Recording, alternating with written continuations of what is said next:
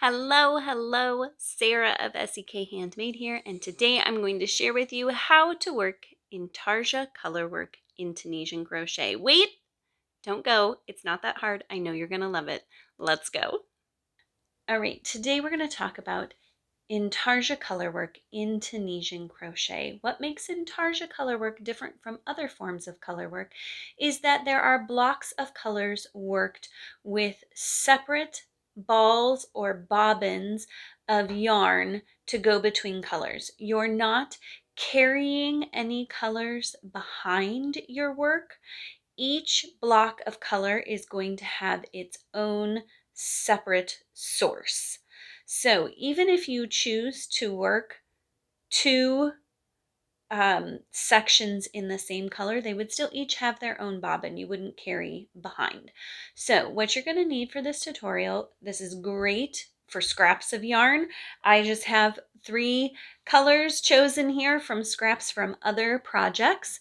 And I just have them hand wound into some balls. I will link the tutorial below for hand winding balls of yarn, but you can pull from any 3 sources of yarn that you want. And mine is a bulky weight. You don't have to use bulky weight. Also, the appropriate Tunisian crochet hook. Remember, when choosing a hook for Tunisian crochet, it's always good to choose a hook size or 2 above what you would normally put with the weight of yarn that you are using. So I have my cream, my teal, and my gray here, and I'm going to work a setup row with just one color to start us off. So let's do that. Let's start with our cream yarn here. And this is no specific pattern of Intarsia here. It's just an opportunity to practice changing between the colors and adding colors and what it looks like on the forward pass and the reverse pass. So just for practice, we are going to do, let's chain, let's see, 11. So 1, 2, 3, 4, 5, 6, 7, 8, 9, 10, 11. I'm going to go ahead and skip that first chain that's right next to my hook and work into the back bump of all of my chains. I should end up with 11 loops on my hook here. If you are not familiar with working into the back bump, you don't have to work into the back bump. It is just my favorite way to work into chains because you can see it gives that really nice braid along the bottom that I think is just really gorgeous. So you can also see that I'm using my interchangeable Tunisian hook here without a cord on the back of it. That's for 2 reasons. One, when I add a cord to it, it tends to clickety-clack around and make a lot of noise, so I'm trying to avoid that. But also, I don't have so many stitches here that I can't fit them all onto my hook.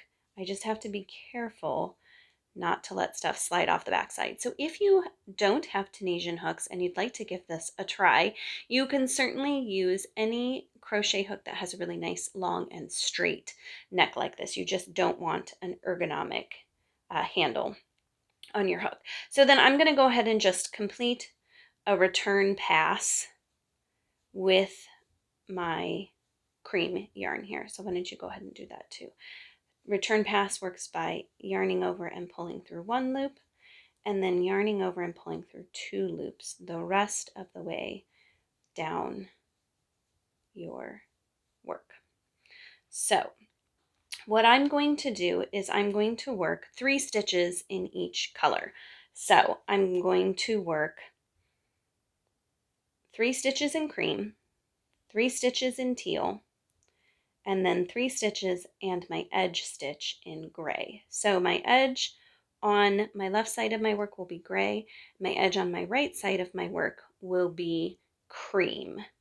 If you are going to add a new color at the right side of your work, I always recommend adding it right here before you pull through those last 2 stitches, because this loop that you're pulling up here is actually the first loop of the next row. So when you make that color change as you pull through those last 2 loops of your return pass, that means that this loop is going to be the changed color for the new row. But we're not going to do that. We're going to start with cream. So I'm just going to do 3 Tunisian simple stitches in my cream. 1, 2, 3. Then I'm going to use my teal. Oh, hopefully they won't roll too far away from me. Great time to put these balls in a basket or a little container so they don't roll around on you. So to add my new color, I just make the next stitch with my new color. So I'm going to Tunisian simple stitch 3 with my teal. 1, 2,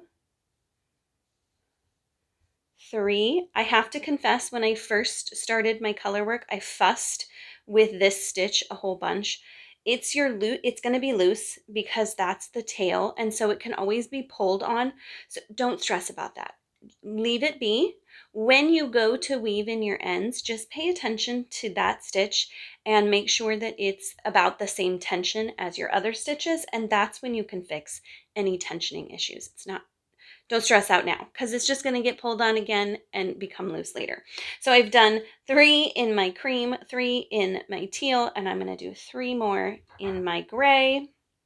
Again, to add my yarn, I just hold it to the back of my work, tension it, and work it like any other stitch. So 3 in my gray.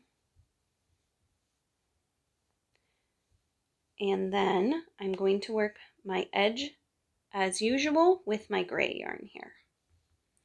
So you can see that if you look at all of my loops, I have 4 loops of gray because it's the 3 stitches and my edge stitch, 3 loops of teal because they're in the middle, and then 4 loops of the cream because again, it's my 3 stitches and my edge stitch.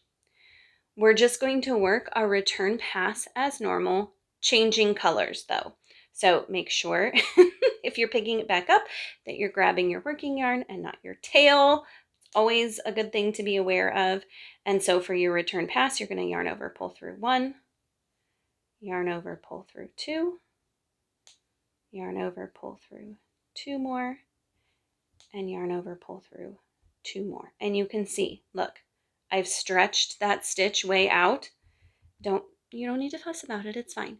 When your second loop on your hook is the new color, that's when you're going to change colors on your return pass. So now that my second loop is the new color, I'm going to pick up my teal, making sure to grab my working yarn and not my tail there these first couple rows. I'm going to yarn over, pull through 2, yarn over, pull through 2, yarn over, pull through 2. And now my second loop on my hook is cream. So I'm going to drop my teal yarn and pick up my cream yarn. And then just continue my return pass as usual.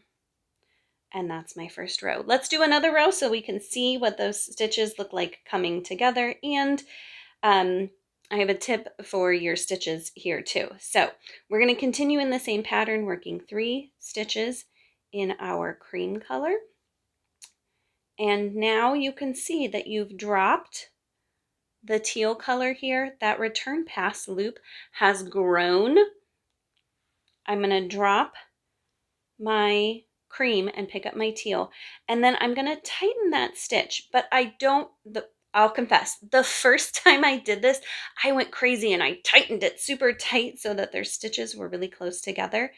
And then my fabric like shrunk inwards because I had pulled that tension way too tight. So you don't want it giant and loopy, but you want to kind of look at your other return pass stitches in here and tighten it a happy medium between those stitches. Then I'm going to, after I've tightened gently, I'm going to work 3 more stitches in my teal. 1, 2, 3. Now again, you can see it's kind of gappy there. Don't worry about that. Again, this tension can be tightened at the end when you work your return pass. Same thing here. This stitch has gotten pulled out a little bit. I'm going to tighten it a happy medium, not too tight, and then work my next 3 stitches in gray along with my edge stitches, or my edge stitch in my gray. Then let's go ahead and work a return pass and talk about what happens if you're not working in the exact pattern over and over again. So I'm going to start to expand my teal out on either side to show you how that works.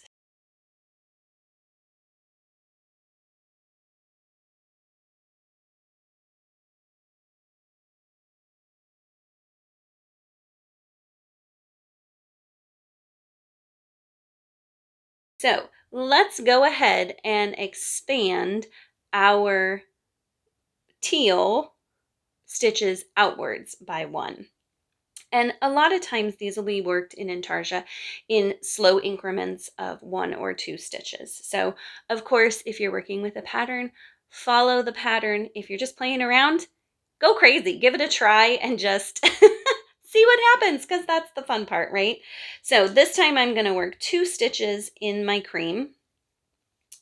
Then I'm going to change and I'm going to work this next stitch in my teal. I'm going to go ahead before I work that stitch and adjust my tension of my return pass, because once I work this stitch, it'll be caught up in the stitch and be harder to adjust. So I'm just going to pull up a loop in my cream with my teal to extend it to 1 more stitch outward. And then I'm going to work my 3 teal stitches with the teal as before, and then I'm going to expand it 1 stitch into the gray as well. So we've expanded 2 stitches outward in both directions, and I'm just going to insert into that first gray stitch and pull up a loop. Then I'm going to drop my teal, I'm going to pick up my gray, and again that's when I'm going to tension that last stitch. So give it a gentle tug if you need to, and then I'm going to work my last 2 stitches in gray and my edge stitch in gray. And then the same rules apply to your return pass.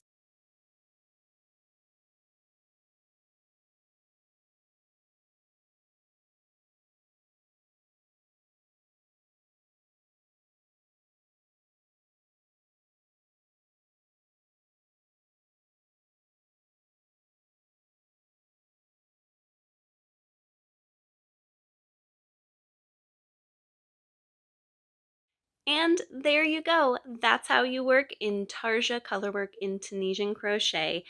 I love this technique and I hope you grow to love it too. Check out the description below for links to patterns that use this technique, as well as other links that you might find helpful. It is always my goal to help you grow confidently in your craft, and I hope that this video has done that. I would love it if you would like this video, subscribe to my channel, and turn on notifications. Thank you again for joining me, and happy crafting!